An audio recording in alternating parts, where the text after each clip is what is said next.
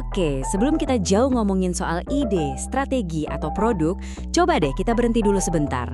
Ambil jeda, tarik nafas, sebelum semua hiruk-pikuk dan kesibukan membangun itu dimulai. Di momen yang hening ini, ada satu pertanyaan mendasar yang jadi pondasi dari semuanya. Satu pertanyaan yang harus kita jawab sejujur-jujurnya sebelum kita melangkah lebih jauh. Dan inilah jawabannya. Inovasi yang sesungguhnya itu nggak dimulai dari apa yang mau kamu bikin, tapi dari siapa kamu ingin menjadi.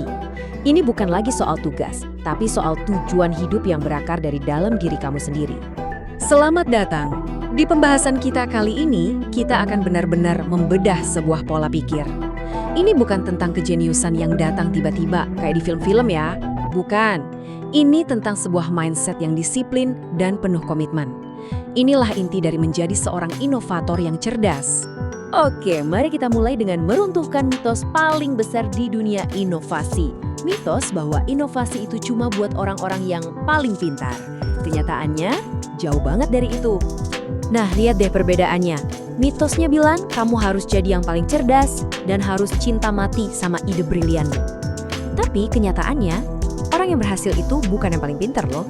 Mereka adalah orang yang paling mau belajar lagi, yang paling siap beradaptasi waktu realita bilang asumsi mereka salah. Mereka itu jatuh cintanya sama masalahnya, bukan sama solusi pertama mereka.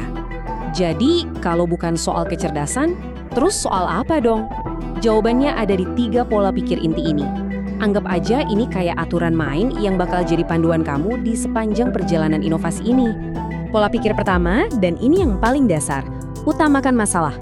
Inovator cerdas itu nggak terobsesi sama idenya, tapi mereka terobsesi sama sebuah masalah yang penting banget sampai layak diperjuangkan. Ide itu bisa gonta-ganti, tapi masalah yang mendalam itulah yang jadi kompas kamu, yang ngejaga kamu tetap di jalur yang benar. Kedua, geser tujuan utamamu. Setiap eksperimen yang kamu lakukan itu bukan panggung buat kelihatan hebat, tapi laboratorium buat belajar. Dalam inovasi, kecepatan itu bukan soal seberapa cepat kamu membangun sesuatu, tapi seberapa cepat kamu belajar dari kesalahan. Yang menang itu adalah mereka yang bisa mengubah kegagalan jadi pelajaran berharga. Dan yang ketiga, jangan pernah jalan sendiri. Lupakan mitos soal jenius penyendiri. Ide-ide terbaik itu lahir dari perdebatan sehat dan dialog yang jujur. Punya banyak perspektif berbeda itu bukan penghalang. Justru itu alat buat menajamkan dan memperkuat visimu. Mengadopsi 3 pola pikir tadi itu nggak gampang. Ada harganya. Ini bukan cuma butuh pemahaman di kepala, tapi juga menuntut perubahan karakter dari dalam diri. Nah, ini dia tuntutannya.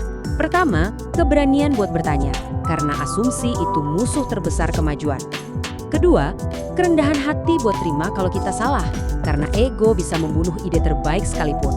Ketiga, disiplin buat percaya sama proses, karena konsistensi itu jauh lebih kuat dari inspirasi sesaat.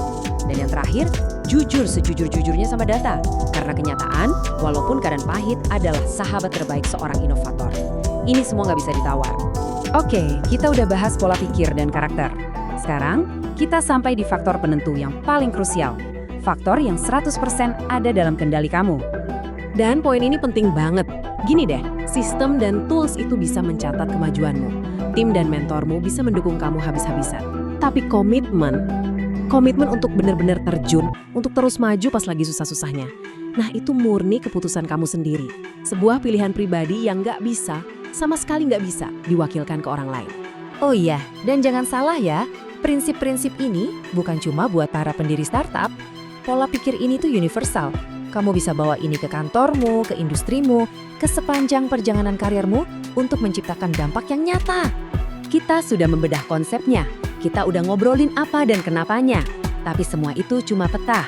Sekarang, kita sampai di titik di mana perjalanan yang sebenarnya baru akan dimulai. Karena pada akhirnya, semua pengetahuan ini nggak ada artinya tanpa aksi nyata. Tujuan kita hari ini bukan cuma biar paham, tapi supaya kita bertindak. Ini bukan lagi soal belajar, tapi soal melakukan. Jadi, pertanyaannya saya kembalikan ke kamu. Setelah memahami pola pikir, tuntutan, dan komitmen yang dibutuhkan, pertanyaan terakhirnya adalah, apakah kamu siap mengambil langkah pertama untuk menjadi inovator yang kamu cita-citakan?